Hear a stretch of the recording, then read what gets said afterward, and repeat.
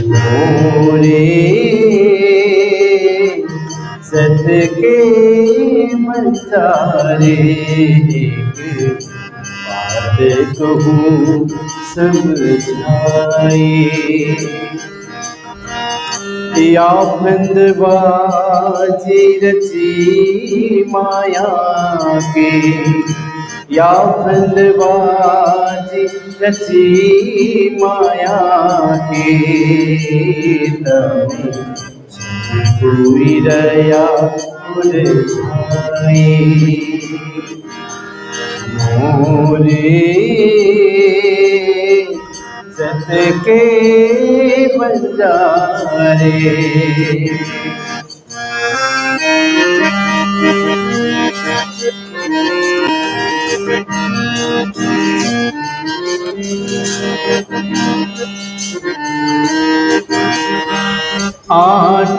आटियान के फांस लगाई, वे भी उल्टी नहीं उल्टाई।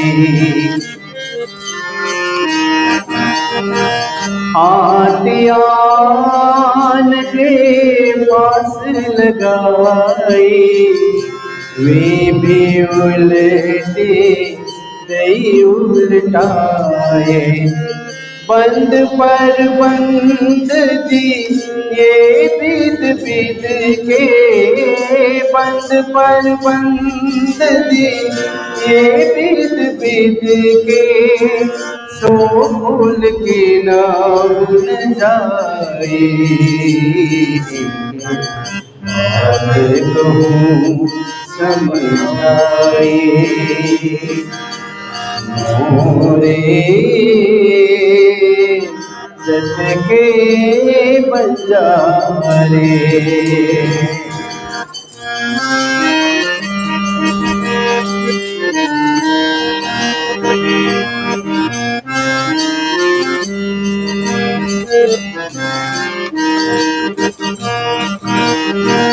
चौदे भवन लग यही अंधेरी, झूठे को खेल झुटाए।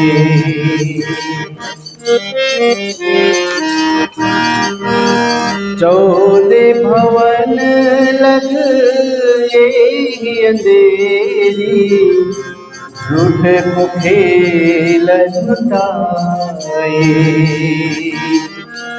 प्रगट नास प्यास पुकारे, प्रगट नास प्यास पुकारे, सुख दिवसाख पुराए।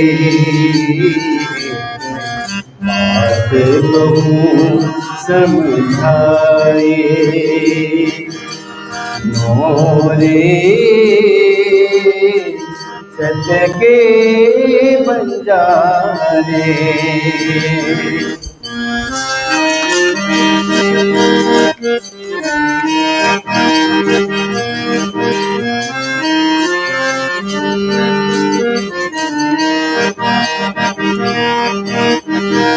लोक लाज मर ज्यादा छोड़ी, तब ज्ञान की पदवी पाए। लोक लाज मर ज्यादा छोड़ी, तब ज्ञान की पदवी पाई। एक आग जो छोटी बुझाई, एक आग जो छोटी बुझाई, दूसरी मोटी लगाई। एक बात कहूँ समझाए। मोरे सत के बंजारे,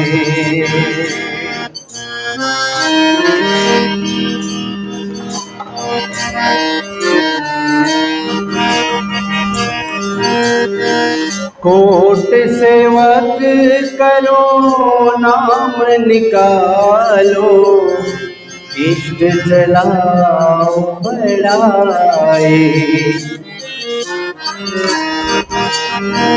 कोट सेवक करो नाम निकालो, इष्ट चलाओ बढ़ाए। सेवा कराओ सत गुरु के हिलाओ, सेवा कराओ सत गुरु के हिलाओ, पर अलखन देव लखाए। आगे तुम समझाए, सुनो रे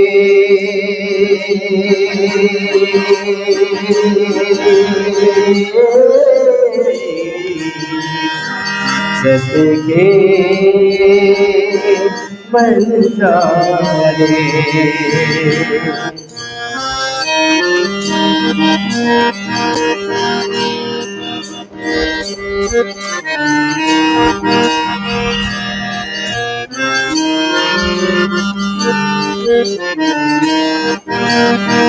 मोहम्मद कहे सब चेत होइयो, मिला है अंकुर आए। मोहम्मद कहे सब चेत होइयो, मिला है अंकुर आए।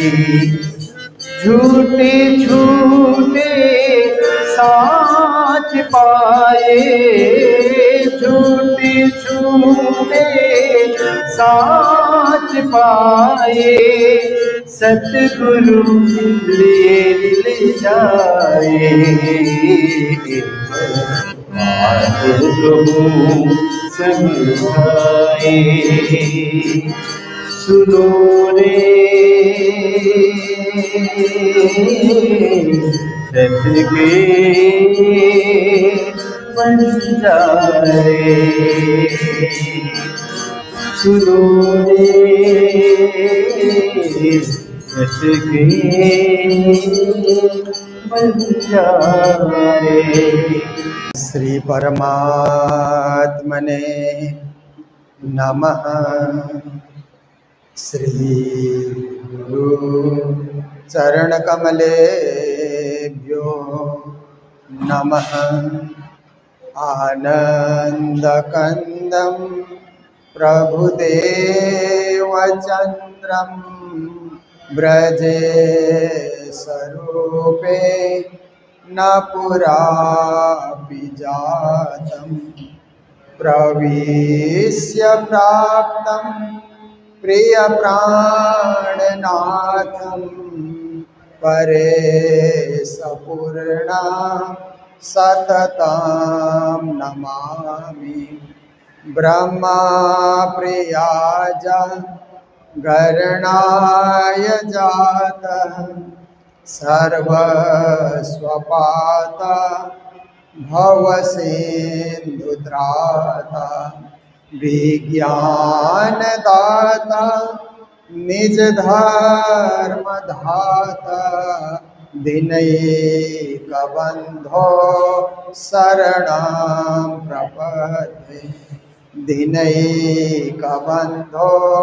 शरणं प्रपद्ये।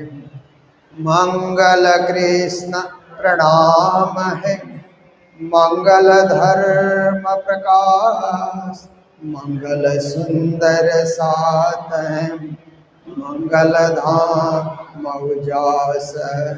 मंगल सुंदर सात है, मंगल धाम उजास है।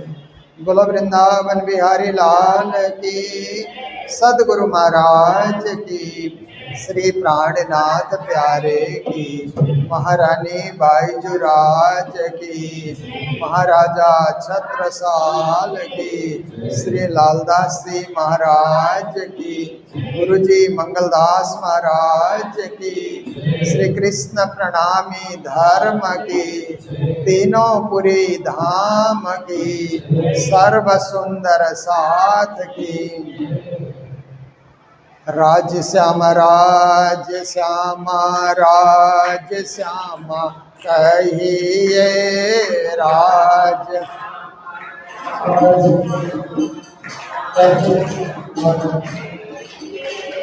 राज श्यामा राज श्यामा राज श्यामा कहिए राज,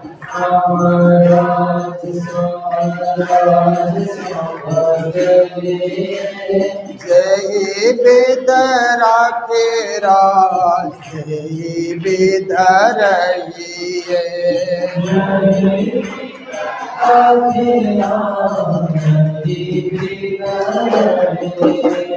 जय बेदरा के धनी ते बेदरइए,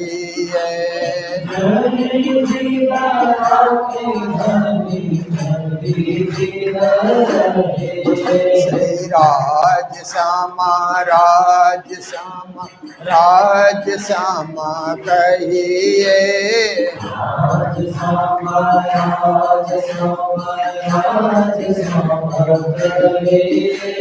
राज श्यामा कहिए प्यारे सदा सुखी रहिए,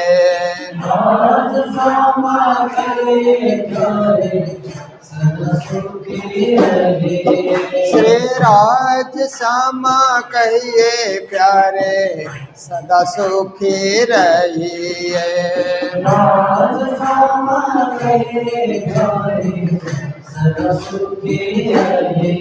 श्री राज श्यामा राज श्यामा राज श्यामा कहिए,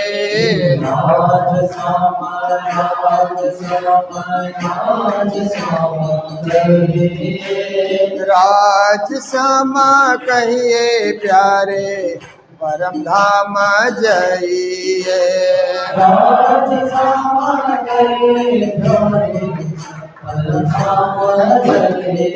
श्री राज श्यामा कहिए प्यारे परम धाम जाइए,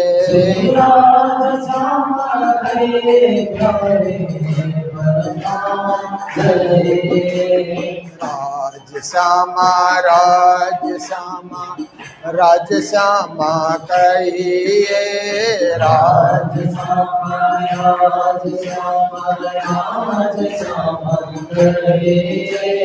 जय बेदरा के राज ही बेधरइए,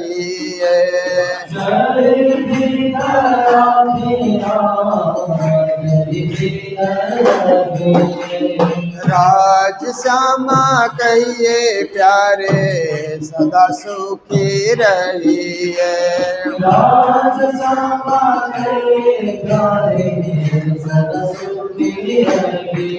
श्री राज श्यामा कहिए प्यारे परम धाम जाइए,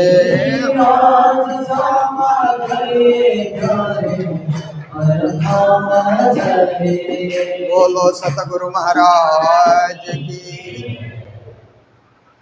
कछु आंखें मिली के ना मिली, फेर सुनत है कान, कोई आगे पीछे हरफ कहे, कहे मोमिनों को सुभान, कहे मोमिनों को सुभान। प्रणाम। श्रावण मास बीतक कथा सत्र, एक महीना व्यापी कथा जिसमें आप सब लोग सम्मिलित हैं और आज पूर्णावती का दिन हमारे सामने उपस्थित हो रहा है। तो हमारे बीच अत्यंत प्रसन्नता का विषय है कि पूज्य स्वामी श्री सदानंद जी महाराज, जो समस्त प्रणामी समाज के अग्रगण्य शीर्षस्थ महापुरुष हैं, हमारे बीच उपस्थित हैं आशीर्वाद देने के लिए। यह अत्यंत पावन घड़ी है, अत्यंत पावन अवसर है। और हमारे अब सभी विद्वज्जन, संगीतकार, महानुभाव, आप सभी धर्मप्राण शिरोमणि सुंदर साथ जी, सभी को कोटि कोटि करबद्धा प्रेम प्रणाम। बीतक में आप श्रवण कर रहे थे अष्ट प्रहर की सेवा। अष्ट प्रहर दिन 64 घड़ियां, निस दिन राज राज राज कहिए। देखिए, हम अष्ट प्रहर राज राज राज राज करते रहे, कैसे संभव है? पर हमें आदेश है, कोशिश कीजिए, करते रहिए। पर हमारी भक्ति भावना राज्य के चरणों में लगी हुई है, न तो बाहर से उच्चारण करें न करें, पर अंदर में राज्य बैठे हुए होते हैं। और हमने, जैसे आप देखिए कि सुबह हम लोग जो नाश्ता करते हैं ना, उसका असर हमारे शरीर में 1 बजे तक बना रहता है। हमने 8 बजे नाश्ता किए तो 1-2 बजे तक उसका असर बना रहता है। जब 2 बजे हम दोपहर का भोजन करते हैं तो शाम को 5 बजे तक उसका असर बना रहता है। फिर थोड़ा चाय और बिस्किट या जो भी मिले, उसका असर रात के 8 बजे तक बना रहता है। और रात को 8 बजे भोजन करते हैं तो सुबह 8 बजे नाश्ता तक उसका असर बना रहता है। ऐसे ही हमने सुबह उठ करके राज्य की पूजा कर ली, उसका असर भोजन के असर से भी लंबा होता है। सुबह आपने राज्य के प्रेम से पूजा की तो उसका असर दिन भर बना रहेगा, सायंकाल तक बना रहेगा। और सायंकाल आकर के फिर से आपने प्रेम से पूजा की, सारी रात उसका असर रहेगा। और सुबह पूजा करने तक 12 घंटे। संसार के भोजन का असर तो 4-5 घंटे रहता है, राज्य के भजन का असर 12-12 घंटे तक रहता है। इसलिए आप सेवा पूजा जरूर करें, राज्य के चरणों में होने का अनुभव करें। और दिन में चलते फिरते राजश्यामा राजश्यामा, जितना हो सके राजश्यामा को याद करते रहें। यही सर्वसाधारण के लिए अष्ट प्रहर दिन 64 घड़ियां, यही हिसाब सर्वसाधारण के लिए उपयुक्त होता है। तो श्री प्राणनाथ जी महाराज के अष्ट प्रहर की लीला आपने सुनी। सुबह अपने सुंदर पलंग में से जागृत हो जाना, जल पीना, पावड़े में से चल करके स्नान देह शुद्धि के लिए चले जाना, वहाँ से लौट करके आकर के बाल भोग ग्रहण करना, फिर थोड़ा टहलना, उसके बाद फिर चर्चा में बैठना, 9 से 12 बजे तक चर्चा सुनाते रहना। 12 बजे के बाद फिर उठ करके फिर स्नान करना और उसके बाद फिर राजभोग ग्रहण करना, थोड़ी देर विश्राम करना। उसके बाद गाने वाले आते हैं तो उनके भजन और वाणी को सुनते रहना। 4:30 बजे फिर परमधाम का स्मरण कराना, फिर टहलने निकलना, फिर सायंकाल होते होते सायंकाल के भोजन ग्रहण करना। और रात्रि में जो संध्या आरती होती है, उस आरती में कंचन थाल चहुमुख दीवला, उसमें श्री प्राणनाथ जी महाराज की आरती उतारी जाती है।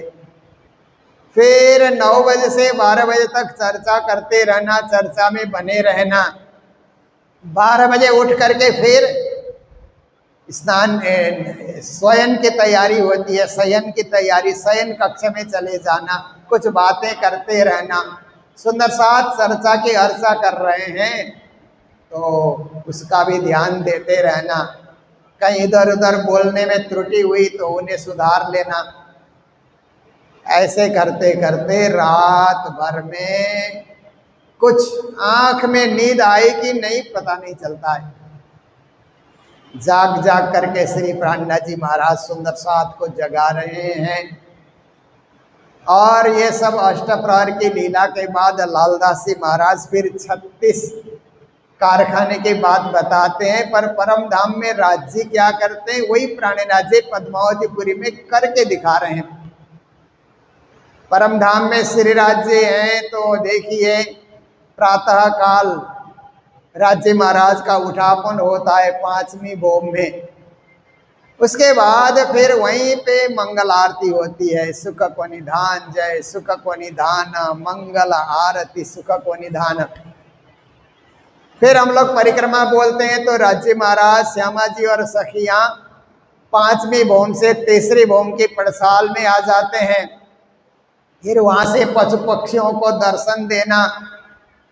फिर वहीं पर श्री राज्य महाराज को मारा बालाजी चलो जमुना जल झील है, जमुना जल से वहीं पर झीलना होती है। और उसके बाद फिर राज्य महाराज को 4 सखियां श्रृंगार करावे। राज्य का श्रृंगार 4 सखियां, समाजी का श्रृंगार 4 सखियां।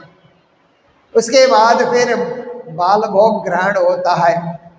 फिर 3री भोम के पड़साल में आते हैं तो हरख बाई का युद्ध तो फल फूल सब्जियां लेने के लिए चला जाता है। नौरंग बाई का युद्ध नृत्य दिखाते रहता है। बातचीत होती है, अद्वैत की बातें होती है, अखंड की बातें होती है परम धाम में। इतना होने के बाद सब 11, साढ़े 11, 12 बजे की बेला होती है तो दोपहर का भोजन तैयार हो जाता है। यह समय जो आज्ञा लाडबाई आज्ञा लेने के लिए आती है, श्री राज्य आज्ञा करें तो मैं राजभोग लेकर के आऊं। फिर राज्य महाराज आज्ञा करते हैं तो लाडबाई का 300 का युद्ध भोजन लेकर के आता है। राजश्यामा जी को भोजन कराया जाता है। फिर राजश्यामा जी नीलो न पीलो बीच के रंग का जो है ना वो जो बना हुआ है कक्ष, वहाँ विश्राम करते हैं। सब सखियां राजश्यामा से जो सुख मिला वो औरों को बांटने के लिए तरसती हैं। औरों को वो सखियां जो सुख मिला है अपने परिचारिका खूब खुशहालियों को सुख बांटती है। खूब खुशहालियाँ पशु पक्षी को सुख बांटती है। पशु पक्षी वन वृक्ष को सुख बांटते हैं। वन वृक्ष परम धाम के कण कण को सुख बांटते हैं। ये परम धाम में लीला होती है। फिर 3 बजे राज्य महाराज फिर विश्राम में से उठते हैं तो 6ठी भोम के सुंदर सुखपाल आकर के 3री भोम में लग जाते हैं। 2 सखियां एक सुखपाल में विराजमान होकर परम धाम के चिदाकाश में भ्रमण करते हैं। जब राजश्यामा सुखपाल में होते हैं तो पशु पक्षी पशु जो है वो जमीन में चलते हैं, नीचे नीचे। पक्षी भी साथ साथ में सुखपाल के साथ उड़ते रहते हैं, आनंद लेते रहते हैं। तो इस प्रकार से वो 6000 सुखपाल एक साथ परम धाम के चिदाकाश में उड़ते हैं। फिर पक्ष के हिसाब से राज्य महाराज फिर वहाँ पर लीला करते हुए 15 दिन खेले बना, 15 दिन सुख भवन। कृष्ण पक्ष है तो भवन में ही लौट करके आ जाते हैं। जब लौट करके आते हैं, झिलना करके लौट करके आते हैं और प्रथम भूमिका में जब आते हैं तो राज्य श्यामा जी की आरती उतारी जाती है। कंचन था लचहु मुख दीवला दीपक ज्योत प्रकाशी करे आरती जिया बर रानी आनंद अंग उल्लासी 28 स्तंभ के चौक में। फिर रसोई के चौक में जाकर के रसोई ग्रहण करते हैं। फिर 4थी भोम में नौरंग बाई का नृत्य देखने के लिए पहुंचते हैं और रात्रि को 9 बज जाता है तो 5वीं भोम के रंग परवारी मंदिर में पहुंचते हैं और सखियों से बातें होती रहती है। एक सखी प्रणाम करके अपने कक्ष में जाती है तो बड़ी देर के बाद राजश्यामा भी विश्राम करते हैं। और शुक्ल पक्ष है तो बनई में विहार करके वन में ही वन भोज करके फिर लौट करके आते हैं और 5वीं भोम में फिर विश्राम कक्ष में जाते हैं। और जब पूर्णमासी की तिथि आती है तो आकाशी में रंगमहल के 10वीं भोम की आकाशी में 9 बजे से रात्रि के 12 बजे तक रास लीला होती है, महारास दिव्य रास। उसके बाद आकर के विश्राम करते हैं। फिर सुबह वही उठापन, वही वहाँ से सुख को निदान, फिर 3री भोम की पड़साल में आना। ये राज्य श्यामा जी की परम धाम की नित्य नृत्य की लीला है। यही लीला प्राणनाथ जी ने श्री 5 पद्मावतीपुरी धाम में प्रैक्टिकल रूप से सुंदर साथ को कर दिखाया और सुंदर साथ को परम धाम का आनंद प्रदान किया। जो परम धाम से आए हुए हैं उनको परम धाम का आनंद दिया। तो मुख नासिका नेत्र भौं तिलक नीलाट और कान हाथ पांव अंग हैड़ा सब मुस्कत कहत मुख बान। राज्य महाराज मूल मिलावे में जब होते हैं तो मीठी मीठी बातें करत पिया हमसु। बहुत मीठी और मधुरी बातें राज्य सखियों के साथ करते हैं। तो कभी कभी बातें करते हुए श्री राज्य महाराज मुस्कुराते भी हैं, हंसते भी हैं, क्योंकि हंसना भी एक बहुत बड़ा गुण होता है। कुछ लोगों को आप देखिए कि जीवन में हंसते ही नहीं है। कैसे निराशा उनकी जिंदगी में ना कि हंसना उनसे होता ही नहीं है। राज्य महाराज ने मुख दिया है तो हंस करके भी दिखाना चाहिए ना। राज्य महाराज ने सुंदर सुंदर दांत दिए हैं तो हंस करके दिखाना चाहिए ना। पर निराश रहते हैं, सोच में डूबे रहते हैं, टेंशन में बने रहते हैं। ऐसी जिंदगी भी कई लोग जीते हैं।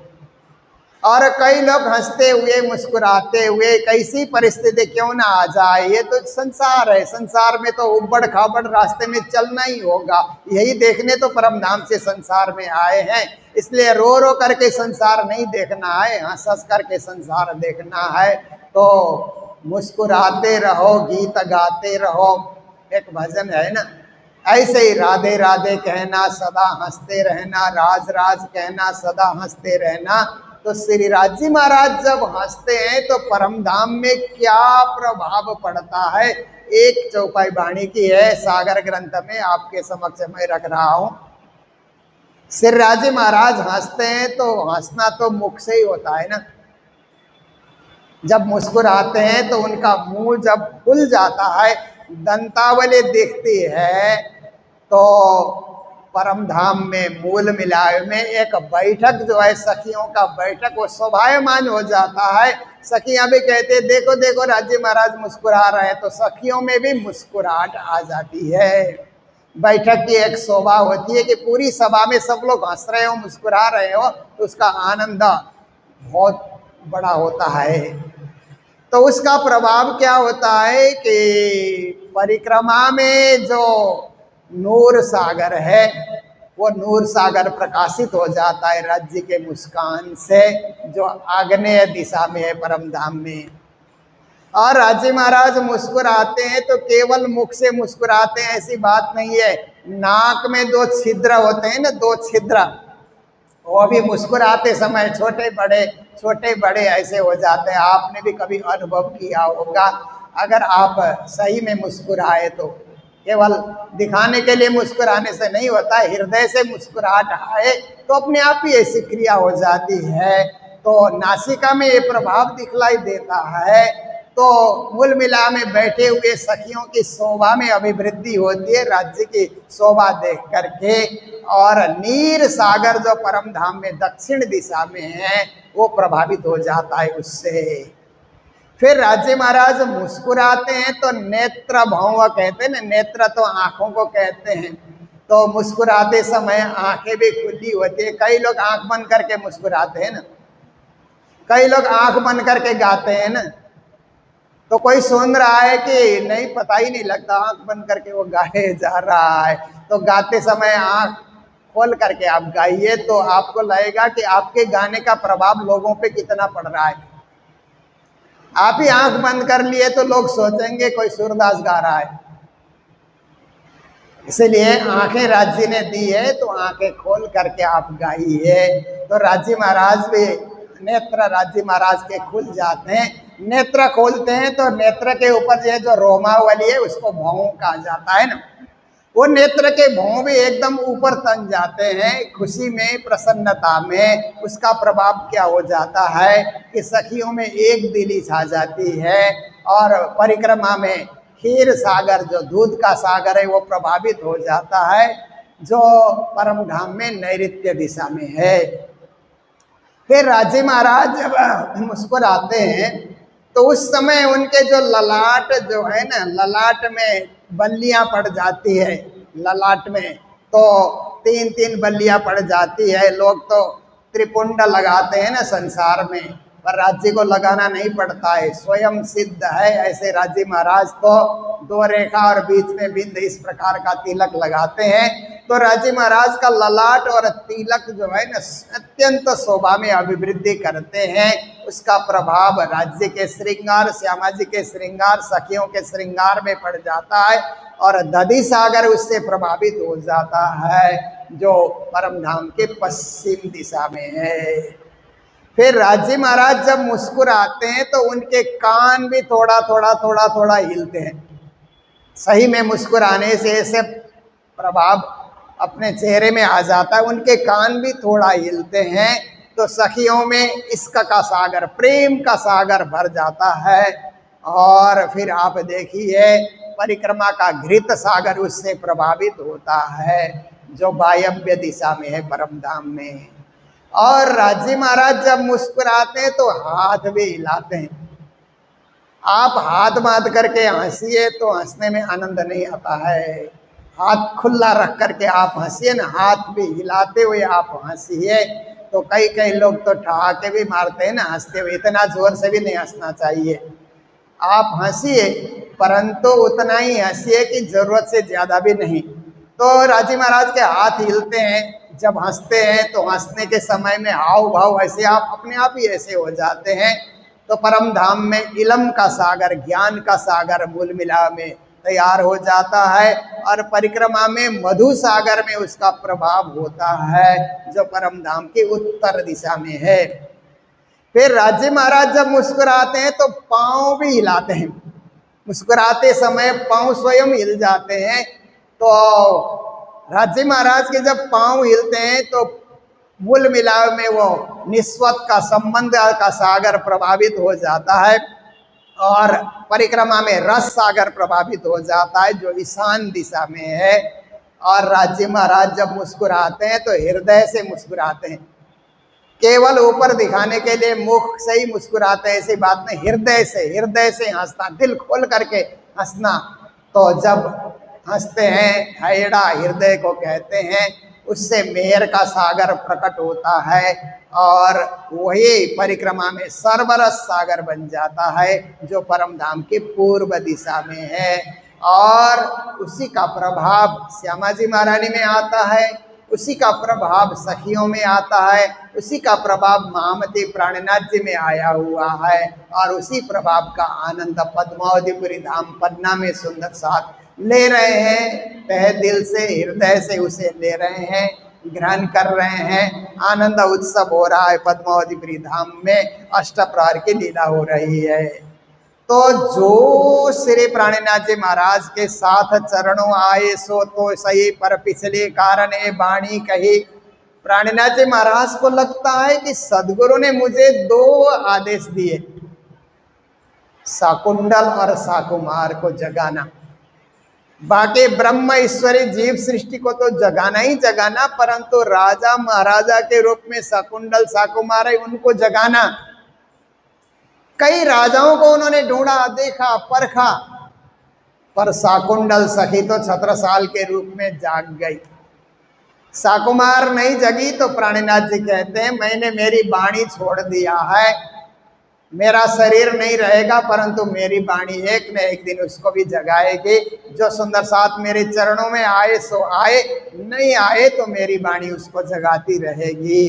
तो इस प्रकार प्राणनाथ जी ने फिर सब परम धाम में जागेंगे, परंतु जो परम धाम नहीं पहुंच सकते हैं, ब्रह्म सृष्टि के सुरता जिन्होंने धारण किया, उन जीव सृष्टि को सत्स्वरूप के निर्मल चेतन में अक्षी बहिष्ठ मिल जाता है, वो भी मुक्ति का स्थान है। ईश्वरी सृष्टि के उस सुरता को जिन जीव सृष्टि ने धारण किया, उनको सत्स्वरूप के महाकारण में उनको मुक्ति का स्थान मिल जाता है। फिर हुकुम के स्वरूप को सबलिक ब्रह्म के निर्मल चेतन में, रास सबलिक ब्रह्म के महाकारण में, ब्रज सबलिक ब्रह्म के कारण में, और अव्याकृत में आकर के महाकारण में पंचभासना, कारण में पैगंबर ऋषि मुनि, और स्थूल में आम दुनिया के जीव जो मोक्ष के अधिकारी होते हैं।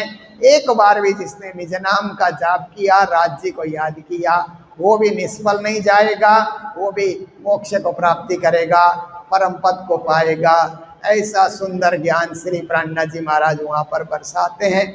और इसके बाद लालदास जी महाराज 36 कारखाने की बातें करते हैं कि श्री प्राणनाथ जी महाराज ने वहाँ पर सुंदर साथ को सेवा देने के लिए सेवा के 36 विभाग विभाजित किया। तो उसमें 36 कारखाने का नाम मैं आपको सुनाऊंगा। सबसे पहले नगाड़ा खाना, नगाड़े बजाना, ढोल नगाड़े बजाना, जोर जोर से आरती के समय में भी बजाना। प्राणनाथ जी महाराज आ रहे हैं, जा रहे हैं, उस समय भी नगाड़े बजाना, ये है। और ये एक 36 कारखाने में से एक सेवा विभाग हुआ। और दूसरा है तोसा खाना, जहाँ पर कीमती कीमती हीरे मोती अनेक रत्न के जो भी आभूषण प्राणनाथ जी को चढ़ाए गए हैं उन सबको सुरक्षित रखना, उसको तोसा खाना कहा जाता है। और तीसरा है मेवा खाना, जहाँ पर ड्राई फ्रूट रखे हुए हैं, काजू किशमिश से लेकर के उस समय जो भी ड्राई फ्रूट वहाँ पर उपलब्ध होते थे वो सारे मेवा खाना में रखा हुआ है। और एक विभाग है मिष्टान्न विभाग, जो दूध के घी के अनेक पकवान मिठाइयाँ बनती है, वो अलग विभाग है। सुंदर साथ वो बनाते रहते हैं, भोग इत्यादि धराने के लिए वो अलग विभाग है। एक है गुसल खाना, क्योंकि साफ सफाई के लिए जाना पड़ता है, इसके लिए गुसल खाना भी साफ सुथरा करके रखना। उसमें भी सुंदर साथ सेवा में लगे हुए हैं। कोई ये सेवा छोटी है बड़ी है ऐसा कोई मानता ही नहीं है। श्री जी की सेवा है और ब्रह्म सृष्टि सुंदर साथ की सेवा, ऐसा सोच करके गुसल खाने की सेवा में भी है। एक डाक खाना है, जहाँ से चिट्ठियाँ भेजी जाती है, चिट्ठियाँ आती है तो पढ़ी जाती है, श्री जी को सुनाई जाती है, उसमें कुछ सुंदर साथ सेवा दे रहे हैं, खट रहे हैं। एक अस्त्र खाना है, जहाँ पर हथियार छत्रसाल जी ने जो कुछ चढ़ाया रखा हुआ है उसकी देखभाल करते हैं। एक अत्तर खाना है, जहाँ पर सुगंधित जो है गुलाब जल इत्यादि वहाँ पर रखे हुए हैं, उनकी सुरक्षा करते हैं। फिर खुशबोए खाना है, जहाँ पर घास काट करके सुखा करके सुगंधित घास को कूलर की तरह उस समय प्रयोग किया जाता था। आजकल तो मशीन से कूलर चलते हैं, तब पंखे से हाथ से उसको चला करके बंगला जी को ठंडा किया जाता था। फिर रसोई विभाग तो है ही है, मुख्य विभाग है, बिना रसोई के तो कुछ होगा ही नहीं, इसलिए रसोई विभाग भी है। एक जल पिलाने का विभाग है, वहाँ लोग जल ही पिलाए जा रहे हैं, जो प्यासे आते हैं उनको जल पीते जाओ, पिलाए जा रहे हैं। एक पान खाना है, भोजन के बाद कुछ जरूरत लगती है ना कि मुख में कुछ डाला जाए, तो पान उस समय लिया जाता है। ये पान खाने की परंपरा बहुत प्राचीन परंपरा है। ये देवताओं में भी, पूर्ण ब्रह्म परमात्मा में भी, और बड़े बड़े राजा महाराजा के घराने में भी पान की परंपरा चली है। पान बीड़ा ऐसा कहा जाता है, ये भी मान सम्मान की बात मानी जाती है, पर उसमें तंबाकू का प्रयोग नहीं होना चाहिए। आजकल पान का अर्थ होता है तंबाकू उसमें डाला रहता है ना, जर्दा तंबाकू कुछ डाला रहा, वो नशा है। ऐसे पान नहीं कभी खाना चाहिए, पर एक प्रसाद के रूप में भोग व्यंजन धराया है तो उसके एक मुखवास के रूप में आप उसको ग्रहण कर सकते हैं। तो वहाँ पर तो पान तैयार करने का एक विभाग अलग है। एक दवा खाना है, कोई बीमार पड़े तो आयुर्वेदिक औषधि उपचार की जरूरत है, पड़ती है जरूरत, इसके लिए दवा खाना भी वहाँ पर तैयार किया गया है। एक अश्व खाना है, वहाँ पर कुछ घोड़े रखे हुए हैं, कभी घोड़े में चढ़ करके इधर उधर जाने की जरूरत लगे तो उसके लिए भी वहाँ पर अश्व खाना भी है। एक खिलवत खाना है, जहाँ एकांत में बैठ करके, बंगला जी मंदिर ही खिलवत खाना है, वहाँ बैठ करके चर्चा कथा होती है, सुनना सुनाना। एक संगीत विभाग है, नवरंग बाई का जो मुकुंद दास जी हैं, संगीत गाते रहना, और उनकी 12 मंडली 14 मंडलियाँ हैं, उन 14 मंडलियों में गाने वाले तैयार करना। तो इस प्रकार से एक सेत खाना है जो अलग से विभाग है, जहाँ पर साफ सफाई के लिए लोग जाते हैं। एक किताब खाना है जहाँ पर किताबें श्री जी महाराज जो वाणी उतरती है उस पर लिखना, कॉपियाँ तैयार करना, हस्तलिखित प्रतियाँ तैयार करना। एक तालीम विभाग है, वहाँ पर संस्कृत पढ़ाना, अक्षर ज्ञान कराना, वाणी पढ़ाना, ये कार्य वहाँ पर होता है। एक पात्र विभाग है जहाँ बर्तन इत्यादि रखना, सुरक्षित रखना, धो करके रखना, व्यवस्थित रखना। एक मोदी खाना है जहाँ पर राशन पानी इत्यादि सजा करके रखना, जहाँ जब जिस चीज की जरूरत हो बस वहाँ पर तैयार रखना। एक लकड़ी खाना है जहाँ पर जंगल से, आजकल की तरह गैस की व्यवस्था नहीं थी, तो जंगल से लकड़ियाँ लाना, सुखाना, लकड़ियाँ तैयार करके रखना जलाने के लिए।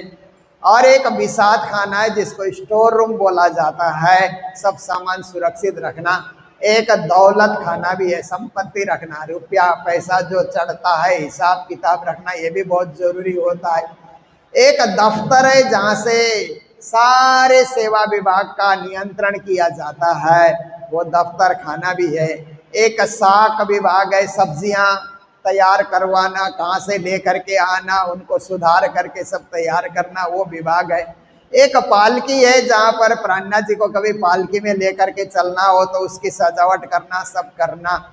एक फील खाना है जहाँ पर हाथी रखे हैं तो हाथी में चढ़ करके सवारी।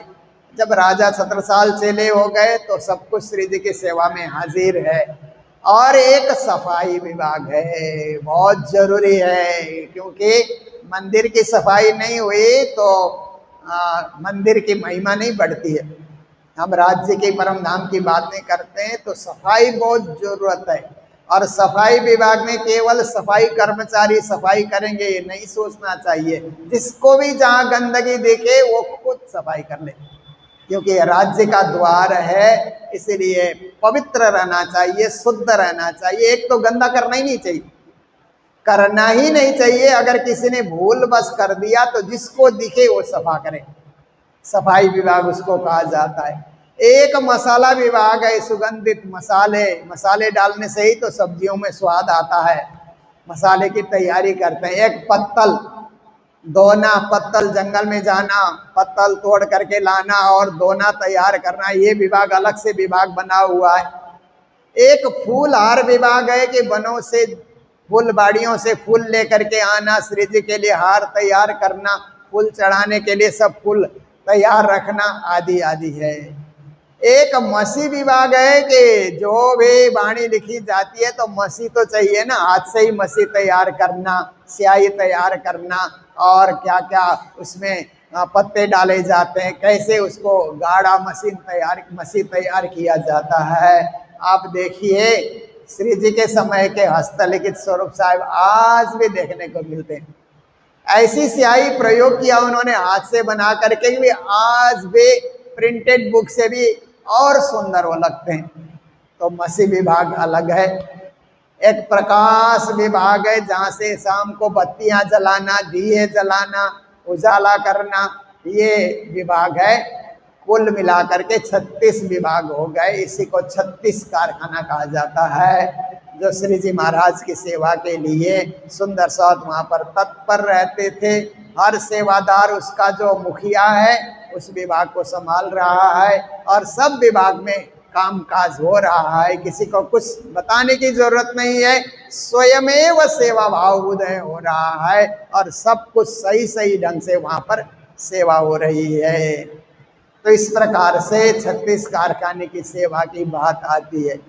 ये बात जब हम करते हैं तो गुरुजी मंगलदास महाराज को भी याद करते हैं।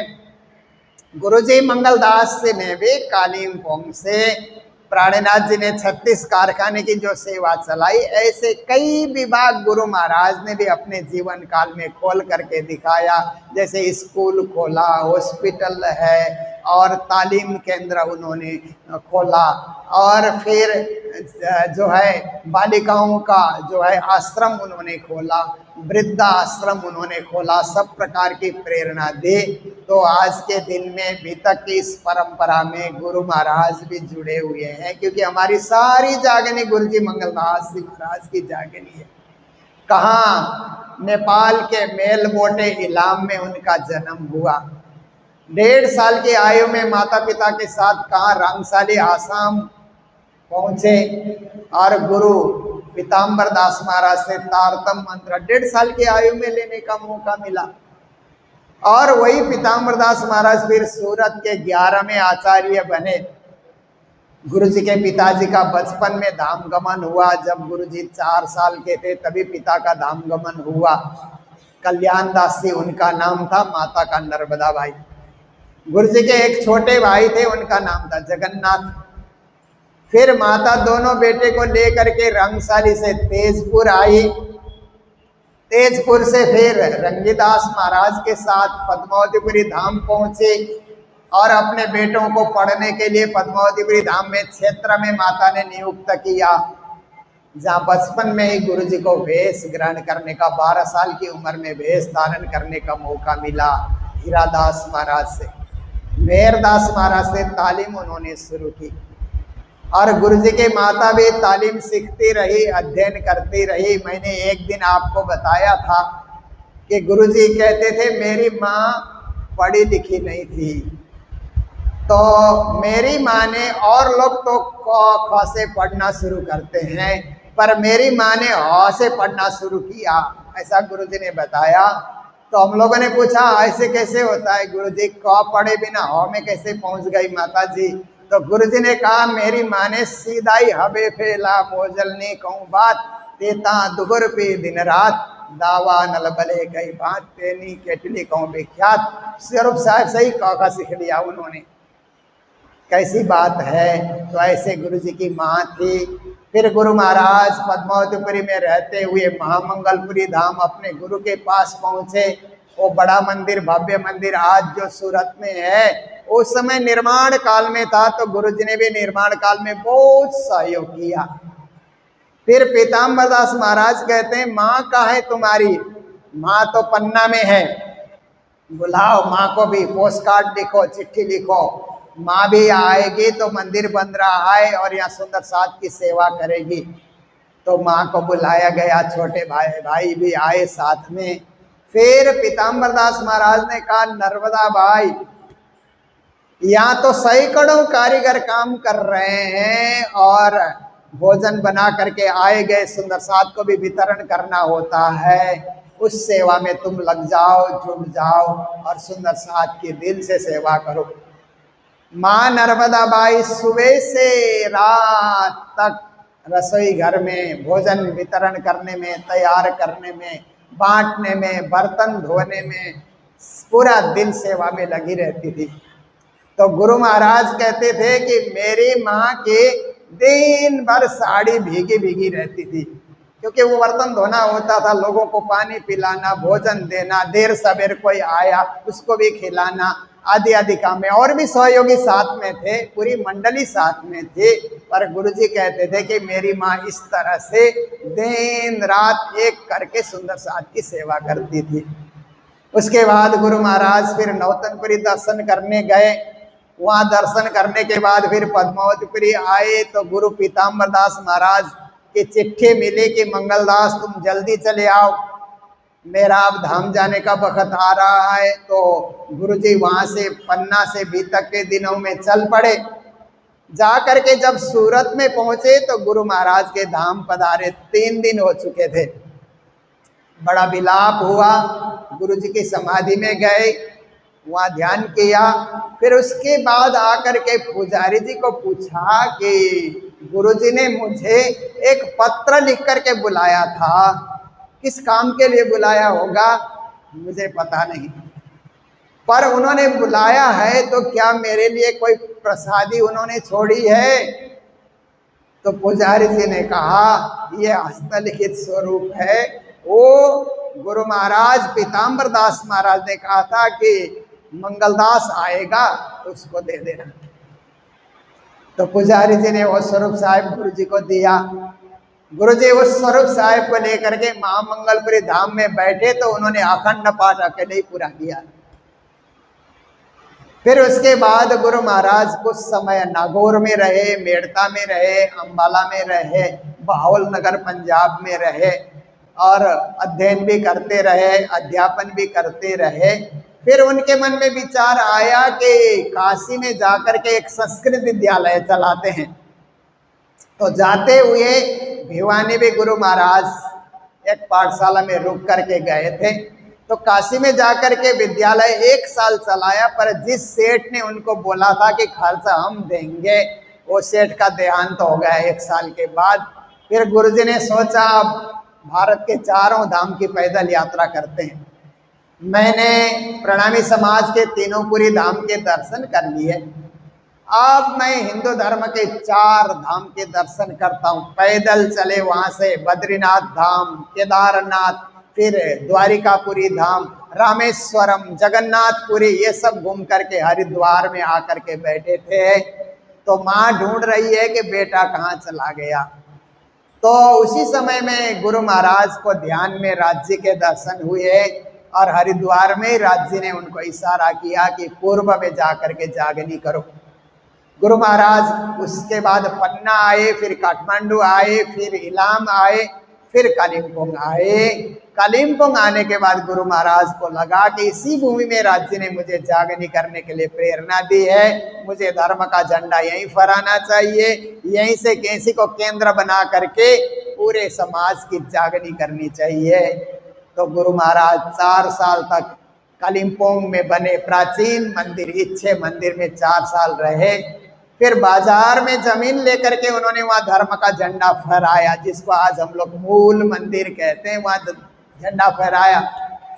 उसके बाद गुरु महाराज ने वहीं से प्रचार, सिलीगुड़ी में प्रचार, सिक्किम में प्रचार, दार्जिलिंग में प्रचार, डुवर्स में प्रचार, आसाम तक प्रचार, नेपाल में प्रचार, भूटान में, इधर मणिपुर तक कालिम्पोंग को केंद्र बना करके जोर शोर से चारों ओर प्रचार किया। उसी प्रचार से प्रभावित होकर के माताजी प्रभावती बाई गुरु जी के शरण में आई, श्री हिमकर शास्त्री जी महाराज शरण में आए, पूज्य राधिका दास जी महाराज शरण में आए। उसके बाद पूज्य स्वामी सदानंद जी महाराज, मुझे भी गुरु जी के शरण में आने का मौका मिला। हमारे जैसे हजारों हजार शिष्य गुरु महाराज के शरण में आए। हजारी क्या कहें, लाख लाख शिष्य गुरु महाराज के शरण में आए और गुरु महाराज ने बहुत बड़ी जागनी की। हमारी जागनी सदगुरु देवचंद्र जी महाराज, प्राणनाथ जी महाराज, छत्रसाल महाराज, उसके बाद परमहंस हुए।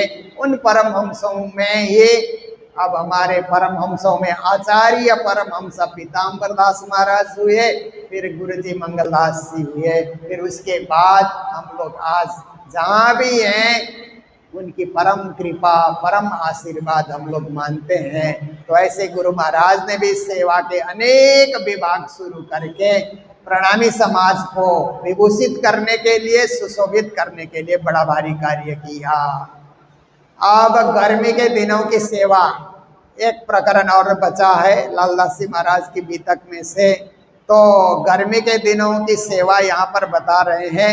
टटिया बांधने को एक ओका गंगाराम सेवा कृष्णदास दयाल रहे मोहम्मद खा इनकाम। गर्मी के दिनों में बंगला मंदिर को ठंडा करने के लिए घास काटा जाता था, सुगंधित घास, उसको सुखाया जाता था और बांस को चीरा करके टटिया तैयार किए जाते थे, उसको खड़ा किया जाता था और पीछे से पानी छिटक करके पंखा किया जाता था। तो जहाँ प्राणनाथ जी और सुंदर साथ बैठे हैं वो बंगला मंदिर ठंडा ठंडा होता था। गर्मी के दिनों में ये सेवा होती थी। और सुंदर साथ के लिए भी ठंडाई पिलाना, ठंडा जल पिलाना, मटके भर भर के जल वहाँ पर रखना और जिसको जरूरत हो उसको पिलाना। गर्मी के दिन में ये सेवा होती थी।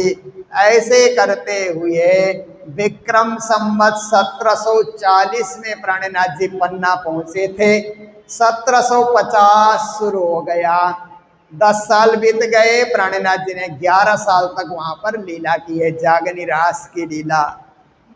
तो अब प्राणनाथ जी महाराज ने कहना शुरू किया, चलो चलो रे साथ जी, आप न जाइए धाम, मूल वतन धनिये बताया, जित ब्रह्म सृष्टि श्यामा जी श्याम।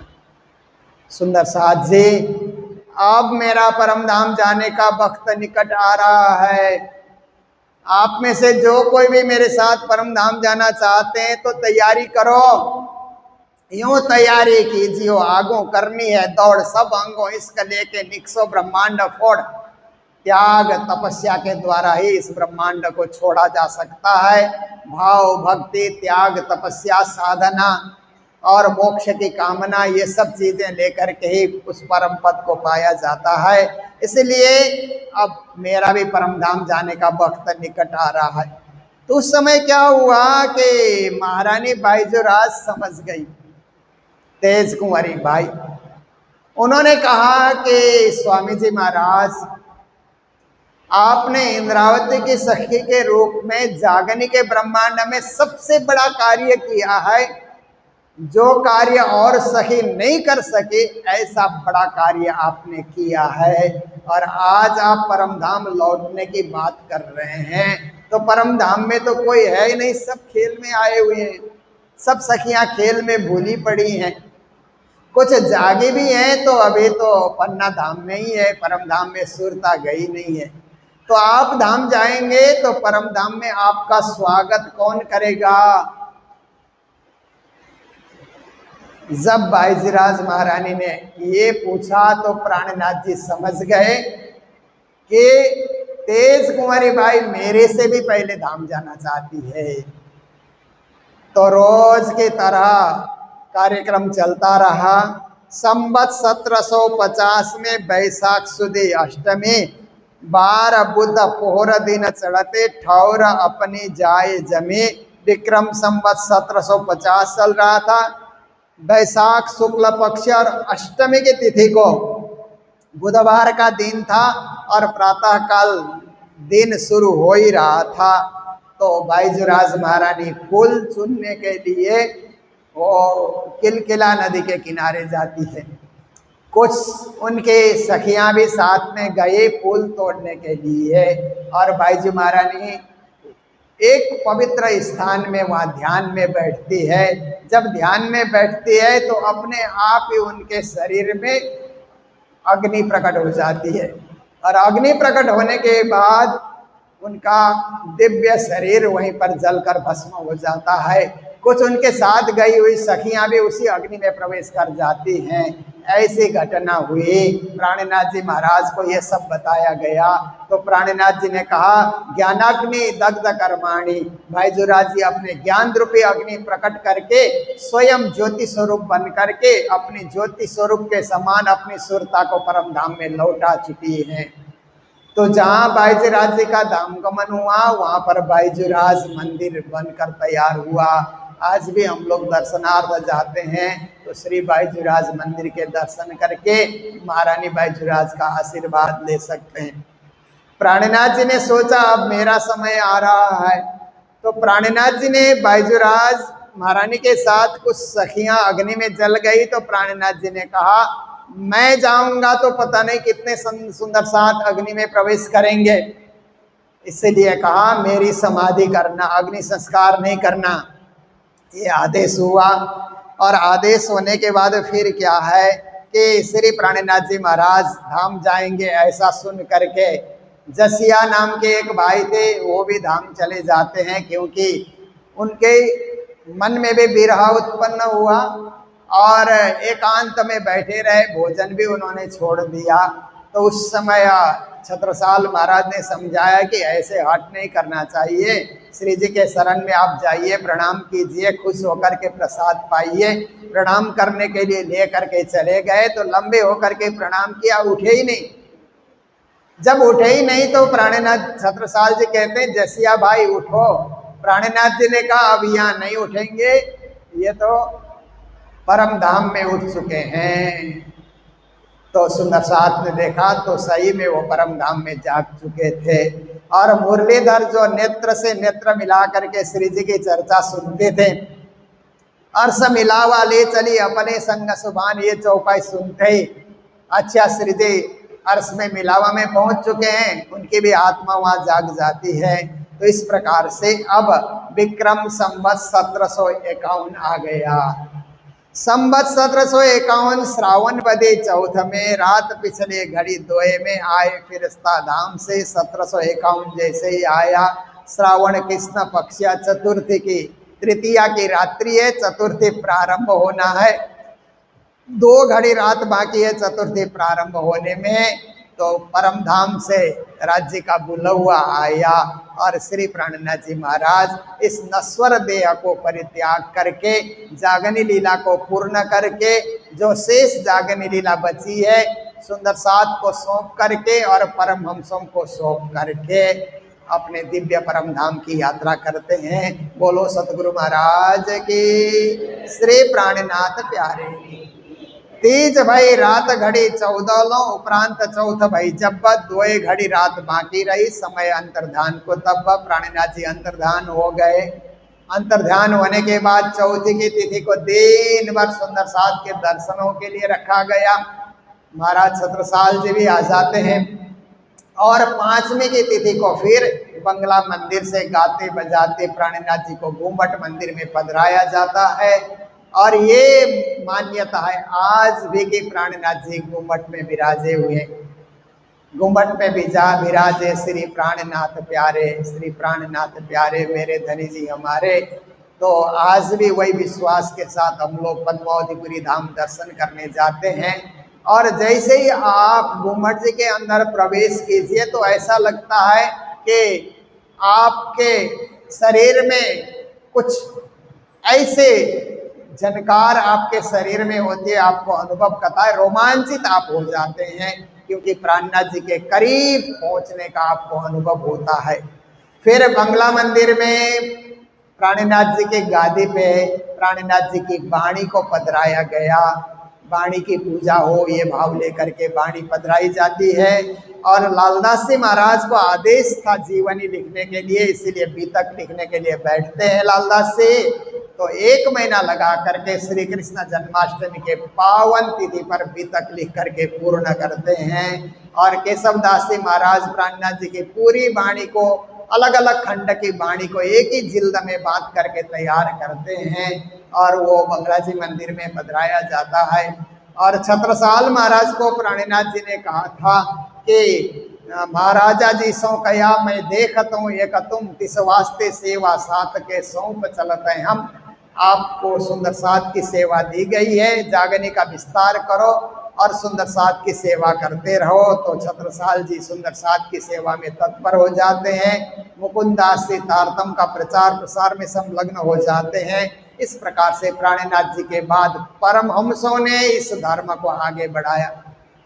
और पहले 12 परमहंस हुए, उसके बाद 12 के और 12 बढ़ गए, 24 परमहंस। आज और भी परमहंस जागनी कर रहे हैं।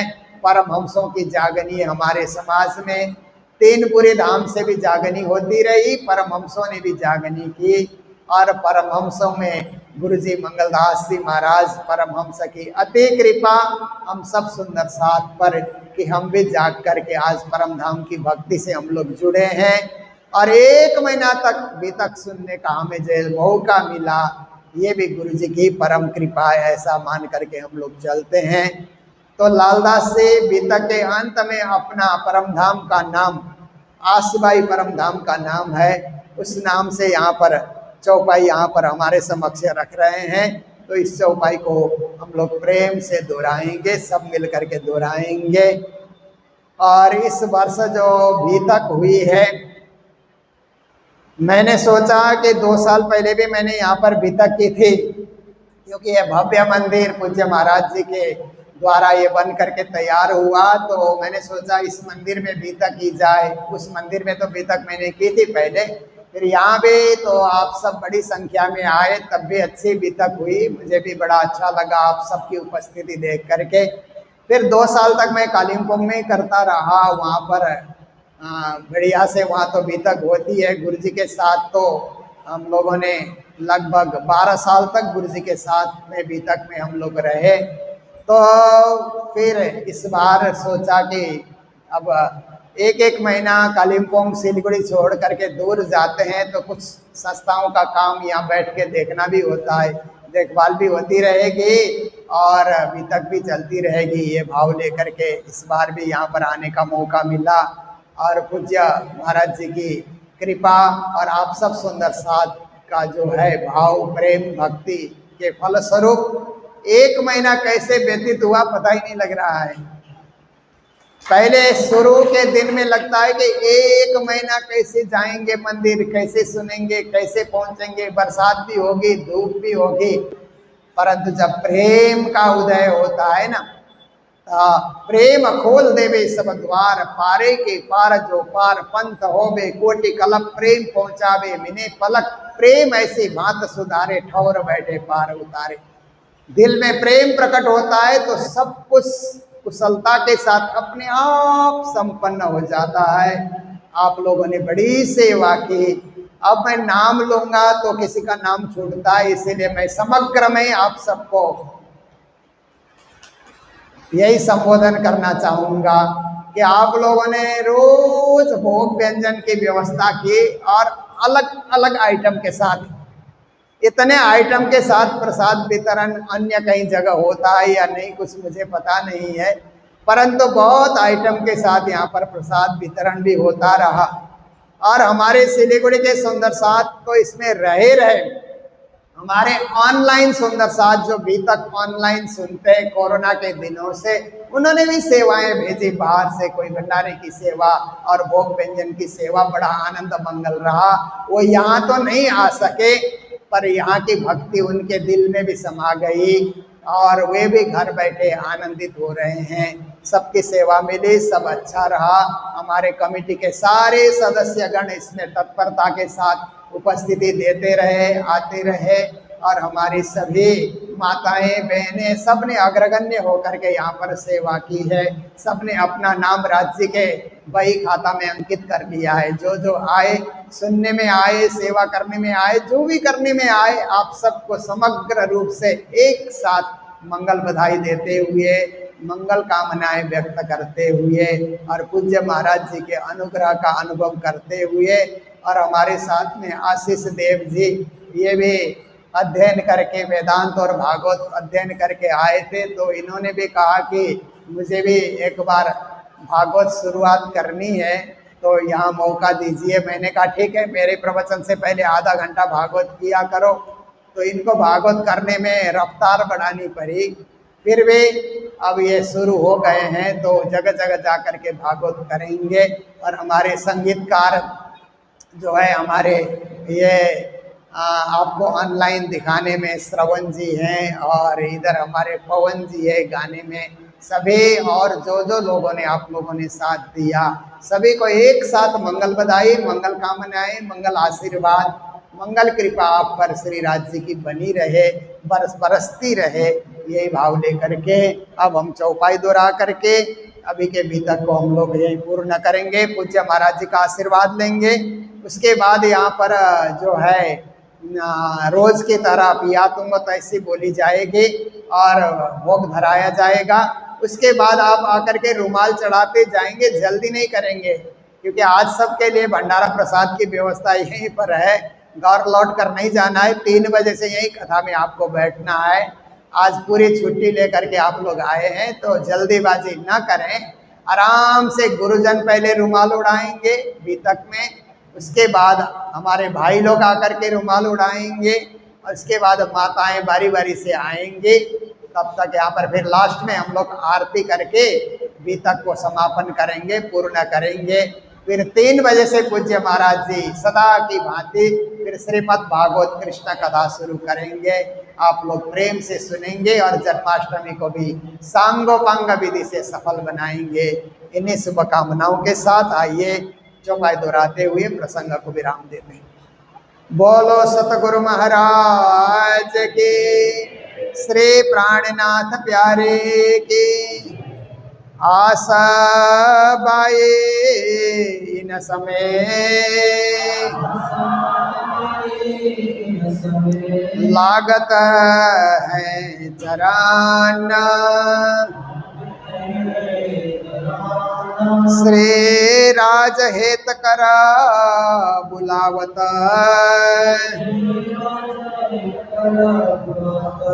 प्रसन्न होए के माना, प्रसन्न होए के माना। बोलो श्री प्राणनाथ प्यारे की, श्री सद्गुरु महाराज की, श्री धाम के धनी की, श्री बीतक कथा महोत्सव की प्रणाम।